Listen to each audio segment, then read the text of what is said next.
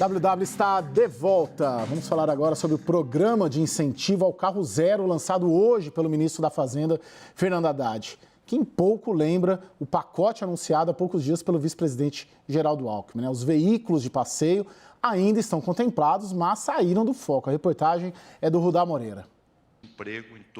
O anúncio do governo nesta segunda-feira tem como objetivo ajudar os proprietários a trocarem ônibus e caminhões com mais de 20 anos de uso por um 0 quilômetro.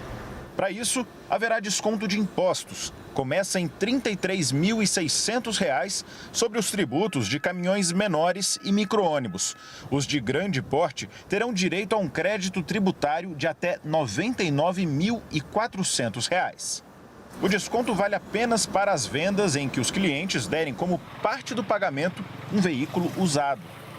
Segundo o governo, por lei, os novos caminhões e ônibus são fabricados com uma tecnologia chamada Euro 6, menos poluentes que os antigos. Por outro lado, o incremento encareceu os veículos pesados em até 30%, o que dificulta a renovação da frota no Brasil. Para compensar a perda de receita, o governo vai antecipar parcialmente, em 50%, a reoneração do PIS/COFINS sobre o diesel, que deve gerar R$ 1,5 bilhão a mais de arrecadação. É esse o teto dos créditos tributários. Isso vai estimular a concorrência entre as montadoras para, junto com a subvenção que está sendo dada, governamental, eles disputem o mercado, porque eles também vão dar descontos do próprio orçamento privado.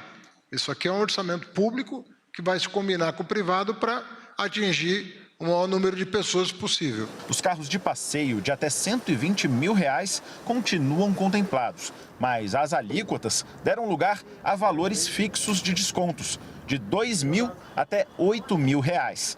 Os critérios permanecem os mesmos. Carros mais baratos, que poluem menos e que têm mais peças produzidas no Brasil, terão mais descontos em impostos. E é transitório. Esperamos que daqui a poucos meses os juros caia, o crédito fique mais acessível e a economia vai pegando o seu rumo melhor. A inclusão do transporte coletivo e a renovação da frota de caminhões no programa buscam amenizar as críticas ambientais dentro do próprio governo. Não à toa, o anúncio foi feito no Dia Mundial do Meio Ambiente. Já do ponto de vista econômico, a dúvida permanece sobre a eficácia de um estímulo temporário. O pessoal vai antecipar, vai deixar de comprar lá na frente, o resultado líquido no final provavelmente não vai ser grande coisa, porque a demanda ainda, digamos assim, ela não está tão forte como a gente já viu acontecer no passado, ela está relativamente fraca. Então você está antecipando e lá na frente esse pessoal não vai comprar, no líquido vai dar a mesma coisa. Vamos lá para a análise e agora aqui na roda com a gente o Wallace Moreira, secretário de Desenvolvimento Industrial do MDIC, Ministério de Desenvolvimento, Indústria e Comércio. Wallace, é um prazer tê-lo aqui conosco. A gente sabe, todos sabemos aqui que você é um dos principais formuladores dessas políticas públicas e da área econômica do governo. Sinta-se muito à vontade, lembrando que é uma roda aqui. Então a gente vai te perguntar, a gente vai responder, a gente vai analisar, volto para você pode entrar a hora que você quiser. Mas minha pergunta para ti, meu caro, eu fiquei com a impressão, com a certeza de que o ministro Fernando Haddad e o Geraldo Alckmin anunciaram hoje não é o que foi anunciado já no Palácio do Planalto e aqui na Avenida Paulista, na Fiesp. Por que mudou? Se era para mudar, por que anunciou uma coisa e depois acabou sendo o desenho final outra coisa? Antes de mais nada, boa noite, Raquel, boa noite, Caio, boa noite, Daniel. É um prazer muito grande estar aqui com vocês. Se me permite, Caio, não houve mudança na estrutura do plano, ela é a mesma, né? E aí é importante contextualizá-la. Desde o princípio, o plano, ele sempre foi pensado numa estrutura de curto prazo, né? No MDIC, quando houve a demanda por parte do presidente Lula para elaborar um plano de caráter de curto prazo, anticíclico, dado a conjuntura crítica que o setor automotivo está passando, né, essa demanda ela teve como contrapartida a construção de uma proposta em diálogo com o Ministério da Fazenda. Então, nós criamos critérios porque tinham dois elementos que eram fundamentais da gente, né, pensar na elaboração de uma proposta de caráter anticíclico, de curto prazo, que era a sustentabilidade fiscal e a sustentabilidade ambiental. E aí começamos ali a construir, em parceria com o Ministério da Fazenda, né, uma proposta de plano que incorporasse esses elementos. E naquele momento, o que nós apresentamos? Que esses critérios seriam um processo de escalonamento de incentivo, considerando 3 dimensões: a dimensão do fator social, que nós chamamos, que é o preço do automóvel, a dimensão do fator de eficiência energética, dado a importância da sustentabilidade, e o terceiro fator, que é a densidade produtiva, né? Considerando principalmente aquilo que nós nos preocupamos, que é a geração de emprego e renda. O que tem uma diferença aí? E eu concordo contigo. Porque naquele momento, quando nós elaboramos, nós apresentamos uma proposta de escalonamento de benefício por percentual. Mas, para efeito de controle da Fazenda, a gente precisava transformar esses percentuais em valores. E aí nós fizemos 7 faixas, né, de descontos que variam entre 8 mil a 2 mil com base nesses 3 critérios. Né? E qual é um adicional desde o dia 25? No MDIC, nós já estávamos discutindo há um bom tempo, né, uma proposta de renovação de frota de caminhões. É uma bandeira do vice-presidente e ministro Geraldo Alckmin. Mas nós estávamos planejando para fazer isso depois. Né? O ministro Fernando Haddad avaliou que era possível anteciparmos, né, uma proposta de política para renovação de frota, um pouco diferente. Em que sentido? Porque essa proposta que nós estamos implementando e que será implementada a partir da manhã através da medida provisória, ela é de curto prazo. Né? Nós queremos uma proposta de caráter de longo prazo para renovação de frota de caminhões.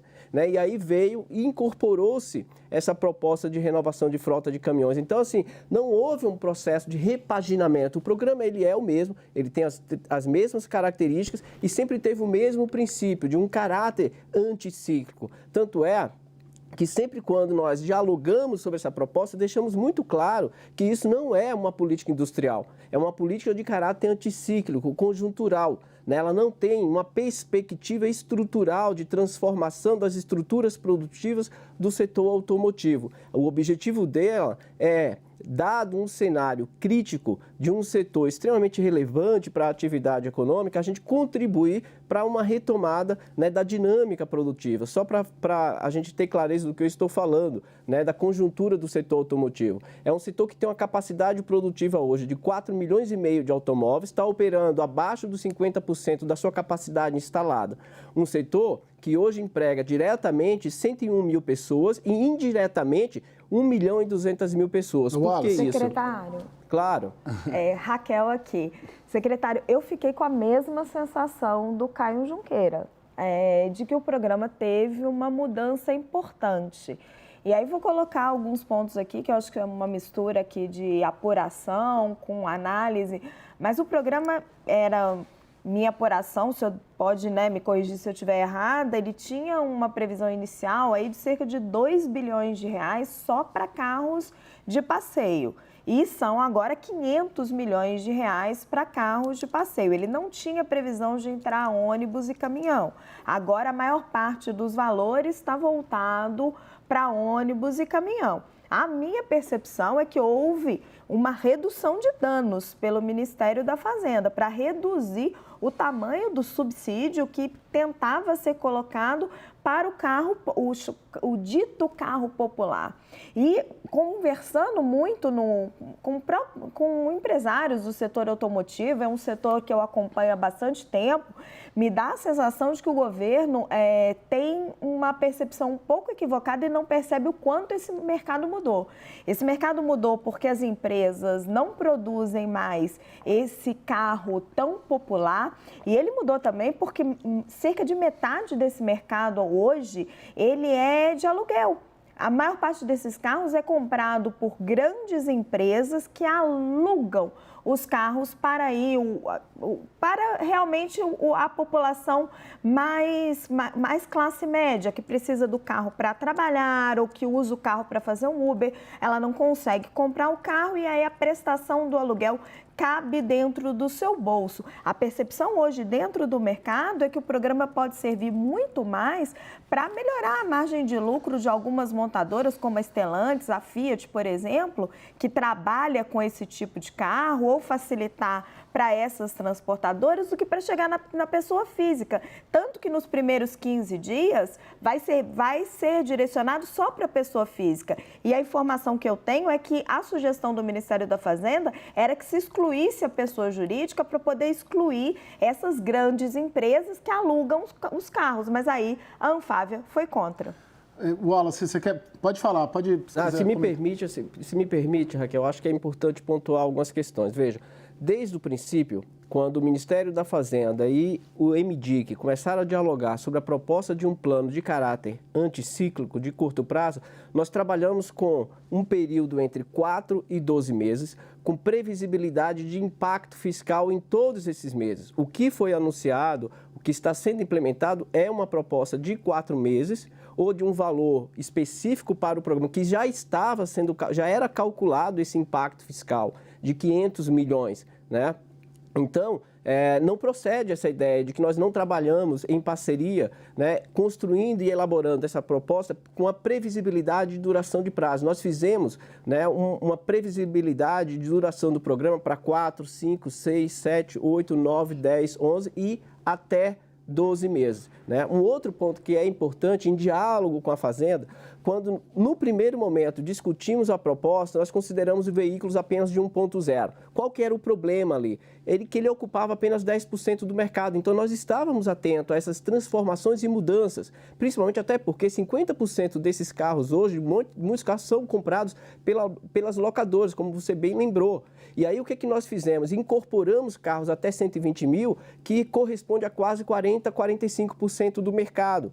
E como nós estávamos preocupados, né, em também atingir a sociedade, nós limitamos um espaço temporal, inclusive dialogando com a Fazenda. Eu repito, todo o processo de construção do plano, em momento algum, né, foi construído de forma unilateral por um ou por outro ministério. E aí, veja, a própria institucionalidade do MDIC não nos permite trabalhar de forma unilateral. O MDIC, na sua institucionalidade, trabalha em parceria, não só com o Ministério da Fazenda, mas com todos os outros ministérios quando nós dialogamos políticas industriais ou política de caráter anticíclica. Se eu, por exemplo, for discutir o complexo econômico industrial da saúde, necessariamente nós vamos dialogar com o Ministério da Saúde, nós vamos dialogar com o Ministério da Fazenda, porque é uma agenda interministerial, é uma agenda de governo. Então, teve sempre esse diálogo e com compreensão muito clara das mudanças da estrutura produtiva, da mudança do mercado, né, do setor automotivo. Claro, Caio. Daniel quer fazer uma intervenção. Secretário, o senhor está ressaltando aqui o caráter mais conjuntural, quase emergencial dessa medida. O que está sendo pensado em termos mais estruturais, mas aí não só para o setor automotivo, porque uma palavra que tinha sido praticamente banida do dicionário da agenda do ex-ministro Paulo Guedes era política industrial e, naturalmente, se espera deste governo alguma ação mais incisiva em termos de política industrial que ainda não veio, uma política mais estruturante. O que se espera? Bom, eu acho que isso é uma temática de extrema relevância, porque, veja, não é só o Brasil que discute política industrial. Né? Desde a crise da Covid, a política industrial ela alcançou uma nova fronteira do debate. O mundo inteiro hoje vem debatendo implementação de políticas industriais para fortalecer suas cadeias produtivas e com planos muito ambiciosos. A eleição de 2022, né, o presidente Lula, junto com o vice-presidente, né, e hoje ministro Geraldo Alckmin, ganharam a eleição defendendo uma agenda de reindustrialização.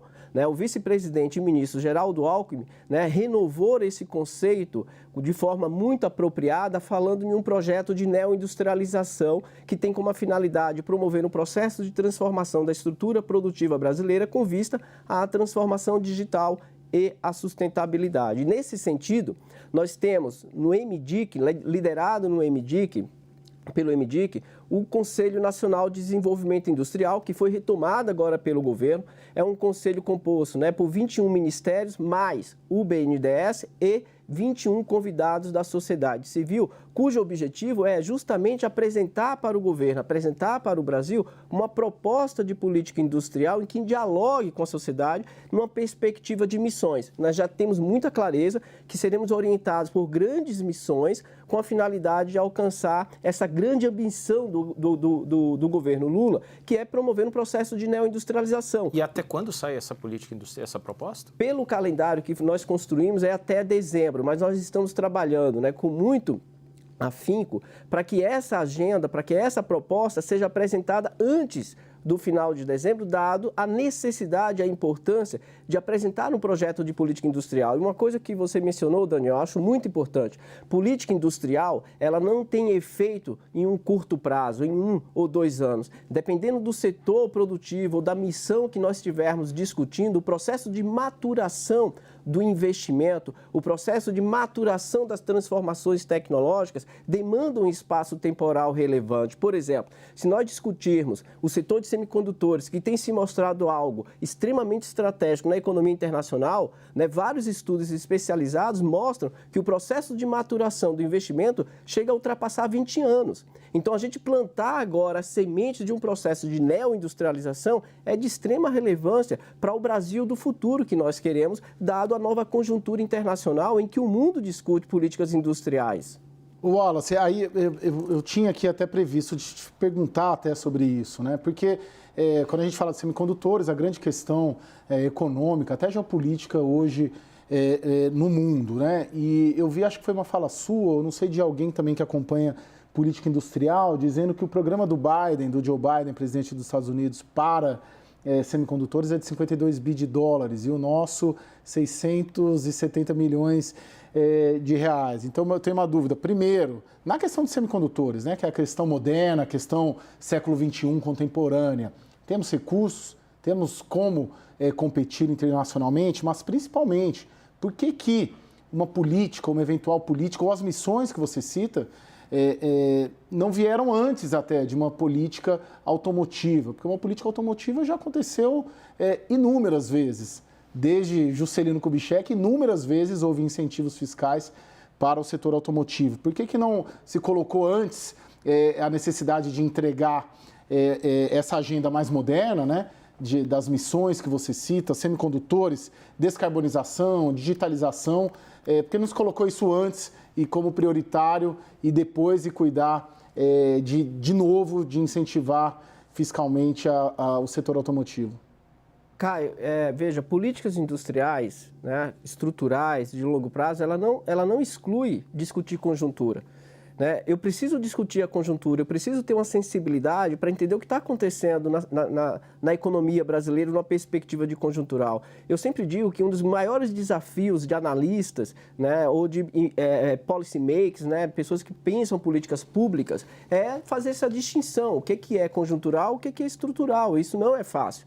Agora, veja, falando especificamente do setor automotivo, nós temos uma política que estamos discutindo desde o princípio de caráter estrutural, que é o Rota 2030, que tem como finalidade, né, discutir o processo de inovação, como corroborar para que o setor automotivo brasileiro esteja na fronteira tecnológica num processo de descarbonização. Nós estamos agora entrando na segunda fase do plano, né, do Rota 2030, em que nós vamos explorar todas as rotas tecnológicas disponíveis para promover o processo de descarbonização. Em uma nota, é importante termos clareza que o Brasil hoje, né, tem uma tecnologia que já é usada, que emite o mesmo nível de CO2 que os carros elétricos, que é o uso do etanol. Então, enquanto o mundo está tentando disseminar o uso dos carros elétricos, inclusive usando os incentivos fiscais para estimular as pessoas a comprar carros elétricos, o Brasil já tem essa tecnologia. E o que o Rota 2030 faz do ponto de vista estrutural? É discutir, né, quais são as melhores rotas tecnológicas que corroborem para que o Brasil possa promover de forma mais rápida um processo de descarbonização, sendo que, né, quando nós comparamos com o mundo, o nível de emissão de CO2 do Brasil é muito mais baixo do que os países ricos. Né? Nós temos uma matriz energética muito mais limpa do que os países ricos. Do ponto de vista do setor de semicondutores, eu acho que entender a cadeia produtiva do setor de semicondutores é de extrema relevância para que a gente possa discutir políticas industriais. O que eu coloquei, né, como você bem mencionou, se nós quisermos de fato entrar, né, no setor de semicondutores, a primeira pergunta que eu acho que precisamos fazer: só os Estados Unidos hoje oferecem um volume de subsídios e incentivos de 52 bilhões de dólares para internalizar a produção de semicondutores nos Estados Unidos, ou seja, trazer a estrutura produtiva de semicondutores descentralizadas, principalmente para a Ásia, para de volta a produzir nos Estados Unidos. No Arizona, por exemplo, várias empresas já estão anunciando investimento nos Estados Unidos, dado o volume de subsídio. A minha pergunta é: nós queremos entrar nessa disputa tecnológica com os Estados Unidos ou com qualquer outro país do mundo hoje que oferece subsídios, porque o próprio setor de semicondutores, na sua essência, é um setor altamente subsidiado. Os estudos especializados mostram isso. O Brasil tem, né, recursos o suficiente para adentrar na cadeira do front-end, ou seja, no setor mais alto, complexo tecnologicamente, né? E aí, veja, do ponto de vista de back-end, onde o Brasil tem, né, já um ecossistema formado, que tem um menor nível de intensidade tecnológica, é mais barato e nós já temos capacidades internas construídas. A minha pergunta é possível a gente adensar e fortalecer através, por exemplo, de uma formação de parcerias tecnológicas estratégicas ou com os Estados Unidos, ou com países europeus, ou com a própria China, Coreia, Japão? Eu acho que é um processo, se me permite, só para finalizar, de discussão, né, que o CNDI pode contribuir muito para a gente buscar esses parceiros internacionais. Então, secretário, só queria colocar um ponto, que eu acho que depois o Daniel até tem uma pergunta para o senhor, mas aí não é nem uma pergunta, é realmente uma reflexão.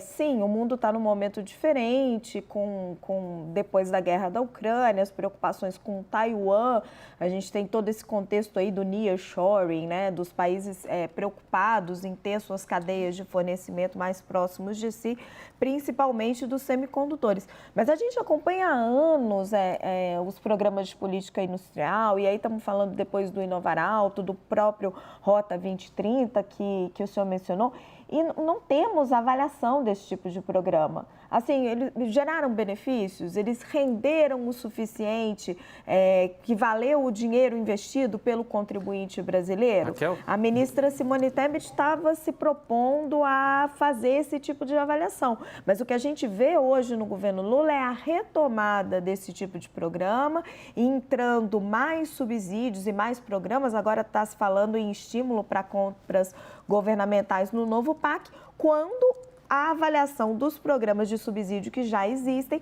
ainda não ficaram prontas. Daniel, você queria... Não, meu comentário, não sei se o secretário ainda terá tempo de responder, caminhava na mesma linha que a sua, Raquel, porque, veja, para indústrias nascentes, a literatura mostra que é muito comum que haja algum nível de proteção relevante contra a abertura comercial, que haja subsídios, incentivos para proteger essas indústrias nascentes.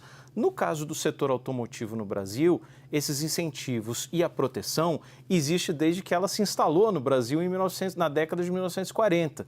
Então, 80 anos de jornada, a gente pode considerar que essa indústria ainda é uma indústria nascente?